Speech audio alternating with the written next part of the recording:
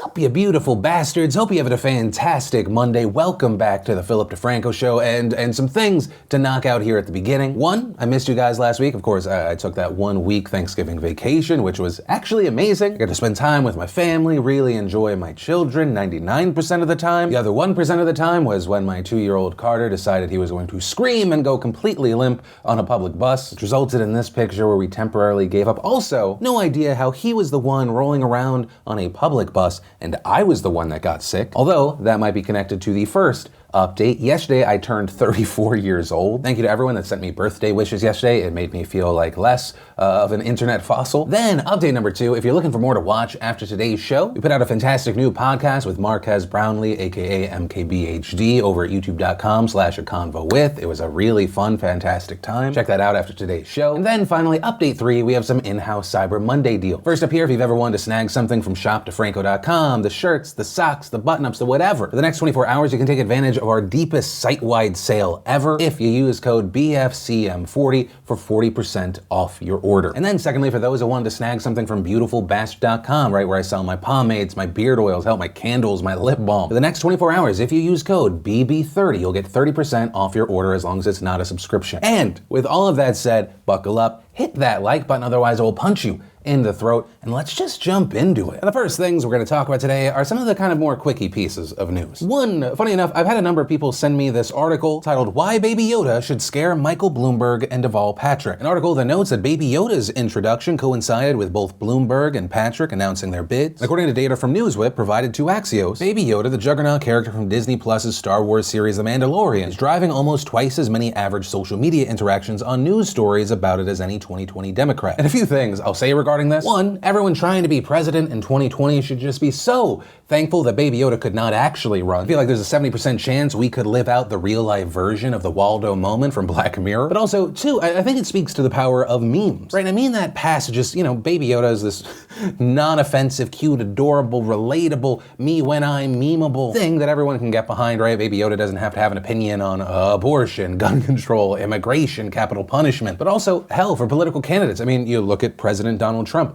Easily, his biggest post on Twitter was this photo, which resulted in the post just getting massive traffic. There were whole articles written about the thing. It's quick, it's easy to share, can serve a number of purposes, right? Whether it be something like this or that photo that just looks so strange of Joe Biden biting his wife's finger. Although regarding the picture specifically, I know there are going to be a number of people saying the photo looks super weird. The video is kind of more cutesy, although it still feels a little odd that Joe Biden's solution was like, I'm gonna put some fingies in my mouth. The main point, if you're running for president right now, you need to hire a memer, a shit poster, because memes are hyper powerful unless it comes off lame. If they're lame, you enter Pokemon Go to the polls territory. Then, in the state of comedy is in a kind of weird place news, we're now seeing reports that Pete Davidson is requiring fans to sign not only an NDA when they go to see him perform, but also reportedly in this contract it states that if it is violated, that person will have to pay $1 million. And at first, when I saw these reports, I was like, oh, it must be like something to stop people from filming him during a set. Right, comedians are working on material. Ultimately, they're going to try and sell that whole set. But according to a photo of the alleged contract, it states, in short, by signing this agreement, you are agreeing not to discuss any details of the show you are about to watch or your experiences at this event, period. This includes blogs, Twitter, Facebook, Instagram, and any/all other social media or online outlets. And stating that audience members shall not give any interviews, offer any opinions, or critiques. Now, as of recording this video, it doesn't appear that Pete Davidson has commented on this. But with that said, I'm very fascinated to see what happens from here. Right, with this, there's of course the question of, well, how enforceable is the document? Right, is it something that Davidson or whoever would actually follow through with? Right, because I personally believe that if this is real, right, it's not just kind of a setup for a joke of some kind, that there would likely be a number of lawyers that would take on cases pro bono. But I also can't even imagine just what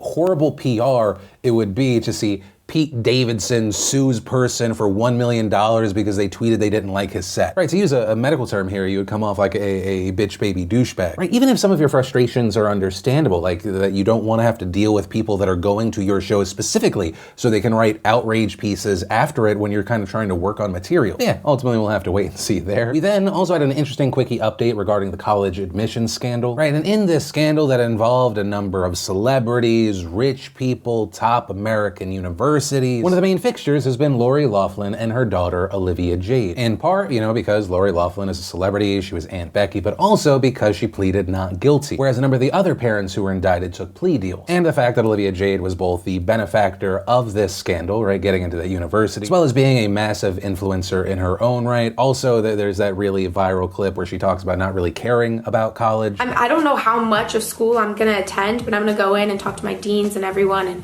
hope that I can try and balance it all. But I do want the experience of like game days, partying. I don't really care about school. And also later when she put up that post where she was giving outlets covering the story the middle finger. Right, main point being there were a number of reasons why there was a focus here. And the update regarding this focus is actually that of Olivia Jade, who has returned to YouTube, putting out a video called Hi Again. As of recording this video, it has 1.58 million views. It's #1 trending on YouTube. And inside this video, there's actually not a ton of substance. It's relatively quick. She states that she's missed putting out content regarding the college admission scandal. She says that legally she can't really say anything right now. Just says she hopes people enjoy the future vlogs, and adding, I'll see you soon. And as far as public reception, right, if you look at the video now, you could say that the reaction is mixed, right? 78,000 likes, 48,000 dislikes. Quickly looking at the top comments, almost all of them are negative, but that also only paints part of the picture. And I say that because before this video blew up, before it popped up on trending, before all these people that were not fans of Olivia Jade found out about the video, the number of likes to dislikes was heavily in the favor of likes. And so as far as her core audience here, it doesn't appear that she's actually that damaged. Will it hurt her outside of her bubble, right? Future brand deals, opportunities, stuff like that? Maybe. But that said, it will be interesting to see how things move forward, right?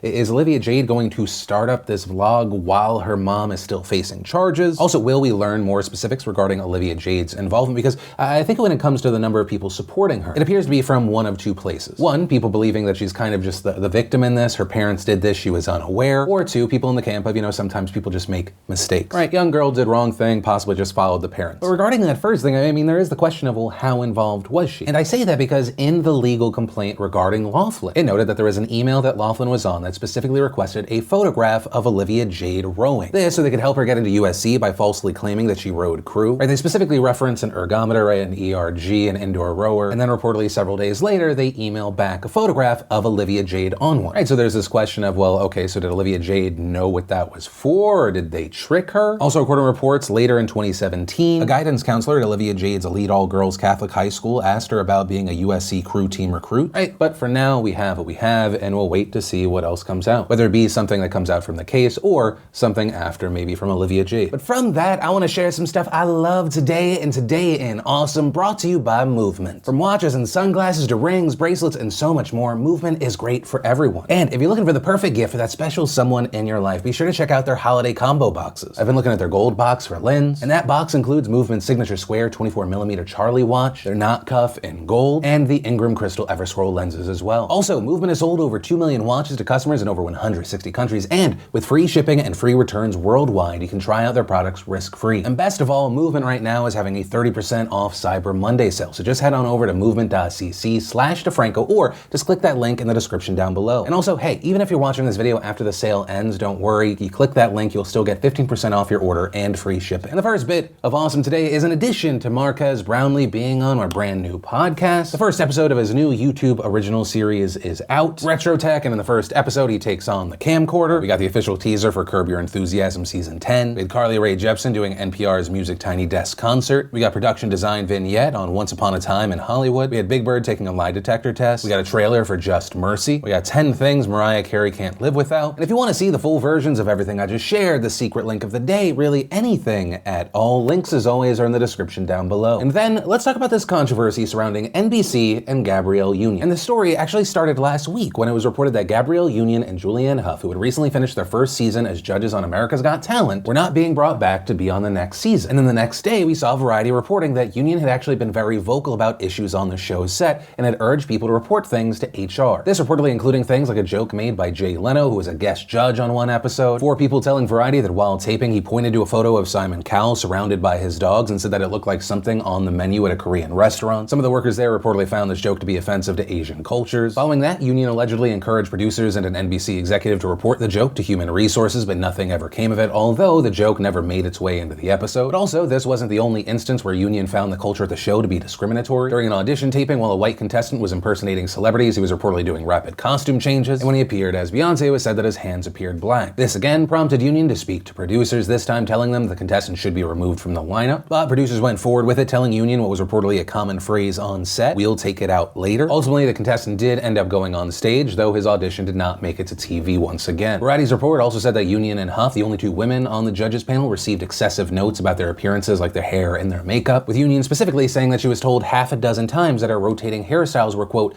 too black for America's Got Talent's audience. Regarding this, though, one executive denied the volume of notes, also saying that the hair continuity was a note for both Union and Huff. Also, at this time, Huff, who has a few more projects at NBC coming out soon, released a statement where she only spoke positively about America's Got Talent, saying she, quote, loved working with the cast, crew, and producers, adding, "I am happy to continue my working relationship with NBC. I'm looking forward to what the future holds." Following this, we then later saw a second report from Vulture coming out with more instances. Reportedly, you had Union complaining about Simon Cowell, who's a producer and judge on the show, specifically that he was smoking inside the theater that they taped in, and there were no real walls, just curtains, and she's allergic to cigarette smoke, right? So there was that allergy, and also California law prevents an employer from allowing indoor smoking. When she told staff about the problem, people had complained about this before, but no one had ever stopped Cowell from smoking inside, this including a fire marshal and NBC executives. Vulture also reporting that producers were irritated by Union asking contestants who were competing in drag for the preferred pronouns, and adding that in a meeting with producers when discussing a contestant who was a 10-year-old black rapper, Union was told that the show needed to pick an act that, quote, America can get behind, with producers saying that the act could be a white dance troupe from Texas. And so Union, quote, felt producers were implying that American audiences couldn't get behind a 10-year-old black rapper, a viewpoint she felt was racist. Also, reportedly, after Union was working on the show for 2 months, Cowell sat her down and said that if she had any concerns, she should bring them up with him and not NBC execs, which Union thought was odd and looked like he was trying to cover things up. With Vulture's report also going on to include sources who said that she was let go from the show for being, quote, difficult. So regarding this, in Variety's report, NBC said, quote, America's Got Talent has a long history of inclusivity and diversity in both our talent and the act championed by the show. The judging and host lineup has been regularly refreshed over the years, and that is one of the reasons for AGT's enduring popularity. NBC and the producers take any issues on set seriously. Now, with all of that said, of course, you still had a lot of people standing up for Union, calling out NBC online. Right? You had people like Ellen Pompeo saying, it's unfortunate that NBC, the same network that protected disgusting men like Matt Lauer and punished women for speaking out or not putting up with it, has not changed their practices or culture. I support Gabrielle Union's commitment to speaking up to injustice. It takes courage. Ariana Grande sharing some of Pompeo's remarks and telling NBC to be better. Jamila Jamil tweeting, I am lucky to work with really good people at NBC and am sad and angry to know this has been going on in that same network. I stand with Gabrielle Union all the way. They should bring her back with a big raise and remove Simon Cowell instead. And all of that then brings us to the developments we saw in the last 24 hours. NBC releasing a statement saying, we remain committed to ensuring a respectful workplace for all employees and take very seriously any questions about workplace culture. We are working with Miss Union through her representatives to hear more about her concerns, following which we will take whatever next steps may be appropriate. But shortly after that, we saw Union share a tweet about how to apologize correctly. That reading, a solid apology comes in 3 parts. 1, sincerely admit wrongdoing directly to the offended party. 2, be twice as loud correcting your mistake as you were making the mistake. And 3, lay out steps to correct your behavior in the future. Anything less is covering your own ass. And following that, later in the night, we saw SAG-AFTRA, which is the Screen Actors Guild, a labor union that represents actors and other on-screen talent, saying they would investigate the situation. But as far as results, there really aren't any, and reportedly the investigation is very early stages. And then finally, the latest and possibly most notable reaction to this whole situation came today from Howard Stern. And it appeared he took a swing at Simon Cowell regarding the treatment of the female host. Reportedly saying on his show, how is it that Simon Cowell has orchestrated this? He sets it up that the men stay no matter how ugly they are, no matter how old they are, no matter how fat they are, no matter how talentless they are. And then reportedly adding, it's obvious that AGT continuously switches out female judges for, quote, hotter chicks and younger chicks. Right, and that was a standout reaction because Howard Stern himself was one of the judges from 2012 to 2015. Although Howard Stern also hit on the Jay Leno joke situation, with Stern reportedly advising Usen to let Leno live in peace, and adding, let's go on record as telling people that 1 million dogs are still eaten annually in South Korea, and if Gabrielle Union wants to effect positive change, maybe focus on the horrors of Korean dog farms and let the old, irrelevant comic live in and peace. But ultimately, that's where we are with the story right now. It'll be interesting to see what develops if more comes out. But until then, of course, I'd love to know your thoughts on this. Right? Do you see this as an example of someone who was fired because they tried to speak up? Or do you think maybe it's kind of more general sexism, kind of like what Howard Stern was hitting on? Or do you see this as NBC wasn't actually in the wrong here? Any